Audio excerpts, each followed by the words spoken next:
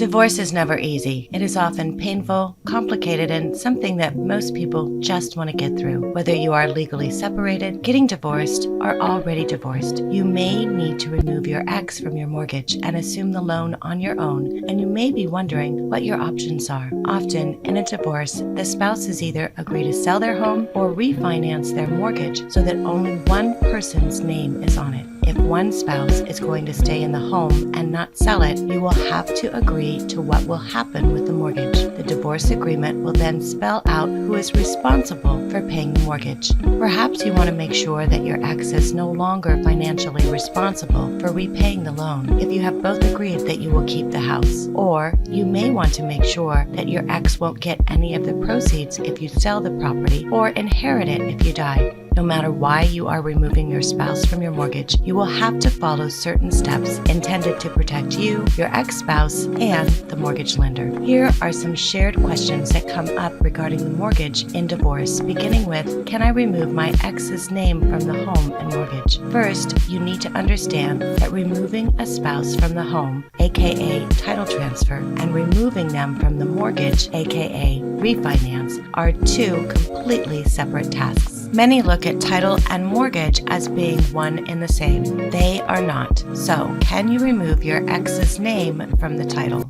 Yes. In fact, in some instances where one spouse has agreed to take over the house as part of the divorce settlement, it may be wise to have the former spouse's name removed as quickly as possible so that they legally won't get any of the proceeds if you sell the property or inherit it if you pass away.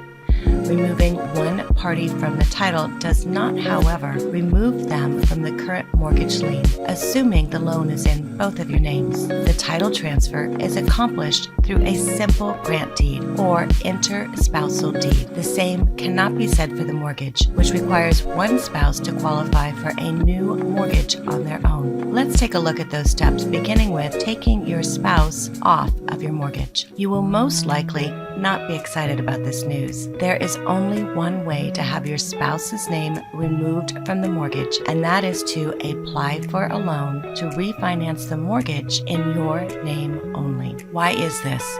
Well, your existing mortgage was approved in both of your names, giving the lender two sources of repayment. Although you and your ex may decide between yourselves that only the person who is getting the house will be responsible for paying the mortgage, that agreement doesn't affect the lender. In other words, the mortgage lender can still come after your ex or you if the ex is getting the house for repayment if the payments are not made, unless and until you refinance in your own name alone. This means that while you may not be living in the house, you can still have it affect your credit if your ex decides not to make the payments. Something to consider on both sides for sure. You will have to complete a new mortgage application and qualify on your own for the house. You will have to prove that you will be able to make the payments on your own. The lender will look at your income, assets, debts, and credit score. If your credit and financials aren't strong enough on their own to qualify for the loan you'll need, you'll have to produce other options, such as making a larger down payment or asking someone to co-sign the loan for you. The next step is to remove your ex from the title. This is typically done through a quit-claim deed or an interspousal transfer deed, meaning that your ex gives up his or her rights to the property. This deed is then filed with the county clerk's office and title to the property becomes updated. Sometimes it makes sense to refinance this loan pre-divorce, prior to the judgment or dissolution going into effect. Oftentimes, the refinance is done prior to any settlement agreement being put together. If you are updating title to the home in a pre-divorce refinance while still legally married, you will need to hold title as a married man-woman as his, her, sole, and separate property.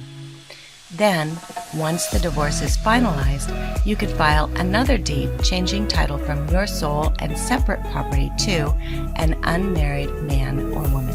These are just a few of the important processes and timing considerations associated with division of property. So, next question, should I allow my spouse to have exclusive use of the home if I am still on title?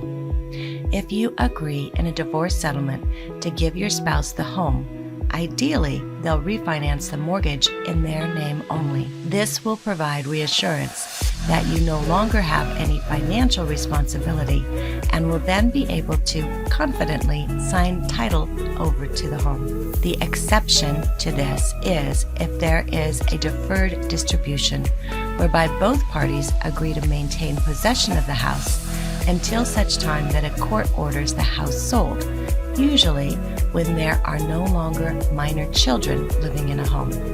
What are the risks of not removing the ex from the mortgage? Here are some of the primary risks for not removing an ex from the mortgage. The first is that credit could be affected if the ex, who got the house, misses a mortgage payment.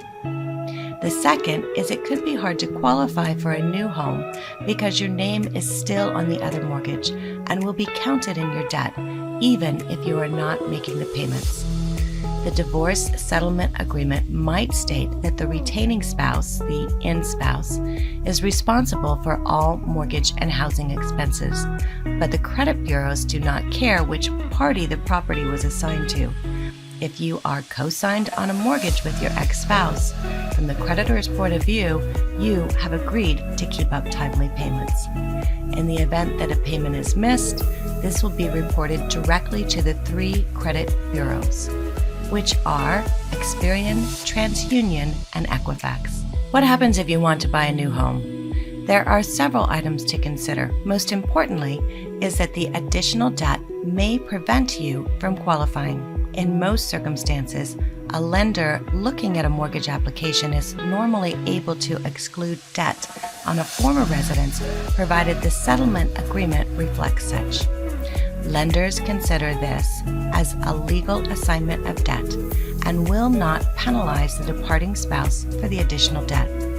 So you'll want to weigh the risks involved before agreeing to retain a joint mortgage following the divorce settlement. If you have home ownership questions related to divorce, you will benefit from the in-depth insights of a divorce mortgage advisor who will have knowledge about the divorce process and divorce-specific underwriting guidelines. By performing a detailed underwriting analysis, a divorce mortgage advisor can offer guidance on how the mortgage fits into your settlement strategy. While it's true that divorce is a highly legal process, there are also several financial implications to a divorce as well.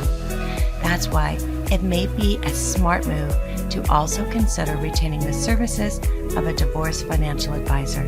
If your divorce is complex and there are complicated financial and tax implications, a divorce financial advisor can offer creative solutions, evaluate settlement proposals, and help you understand the long-term impact of your decisions.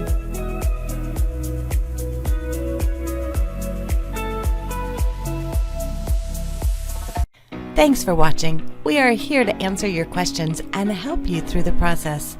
You can reach us online at www.loansolutionsnow.com. We look forward to working with you.